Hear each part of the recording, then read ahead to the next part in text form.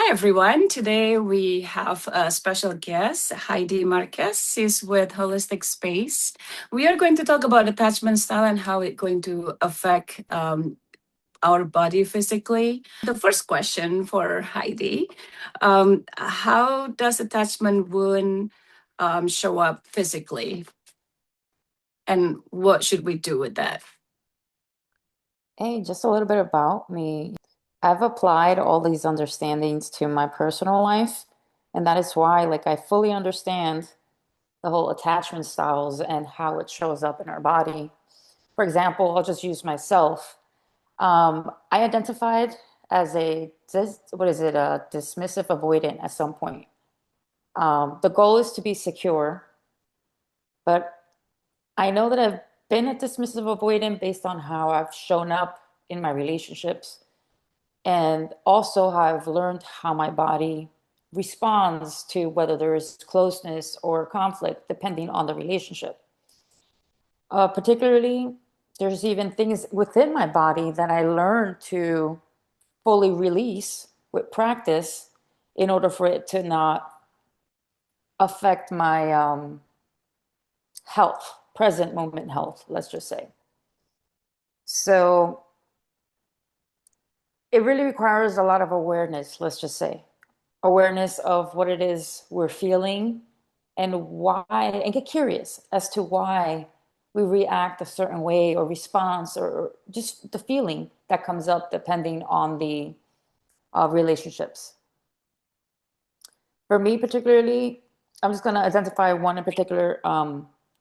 It was more like acid reflux and all things. I believe that showed up throughout just lifetimes experiences. It wasn't just the one event in my life from a young age to adulthood until I finally realized that, okay, my body's trying to tell me something. What is it? So I had to unpack, why do I feel what I do? What connection is showing up in the acid reflux and all that?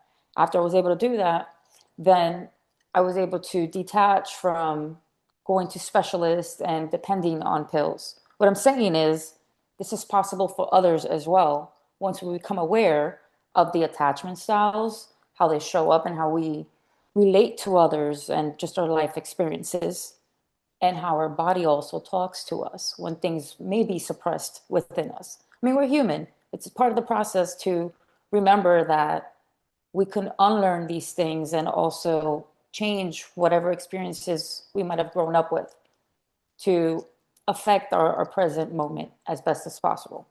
Can you give a little tip what you do when you have those moments? Which, by the way, my sister gone through that. I think she even had to go to a hospital, maybe like a couple of times because the abdominal pain was very painful. Yes, definitely. It affects everybody differently, especially the stomach area. Energetically, that's connected to a center where it holds our confidence or our willpower, so many things. So then, if that goes unnoticed and unreleased, it's not weird for it to be showing up on people. A tip would be just get curious. Get curious. Do you really, depending on your situation, if that's how you want to continue living? If you don't, then what goes deeper? Like, what exactly could potentially be affecting whatever it is you're feeling? Once you bring curiosity, that's connected to awareness. And you also need to be brutally honest, let's just say. Um, Aside from that, a, let's say, natural approach, baking soda instead of a pinch of baking soda in your water or a pinch of baking soda before you start your day with some water is an alternative versus all the anti-acid pills that are out there. That essentially you become addicted to it, and it doesn't have to be that way, or dependent on something else instead of something natural as cheap as baking soda. I mean, I personally use it still. I see. I see.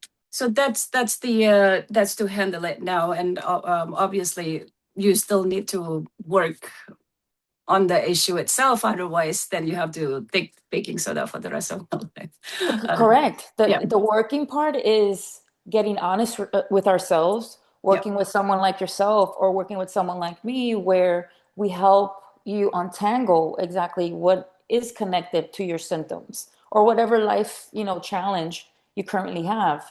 And then we have, you and I have different frameworks where we help our clients facilitate the unpacking of whatever they're experiencing to turn it around. It can be turned around. That's the whole point of this.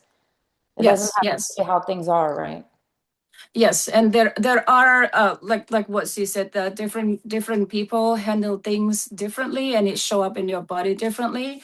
Because when you're in a this anxious, high anxiety and a flight mode, you'll produce a lot of cortisol and adrenaline, and I mean, we need to make another video what cortisol can do for you. It's not good, especially if you produce it every It, day it doesn't. in a big amount. Yeah. Right. And that's definitely a whole other topic because technically we can become aware of our nervous system and ways to regulate our nervous system, which is the one that releases this cortisol if we're in that flight or fight mode.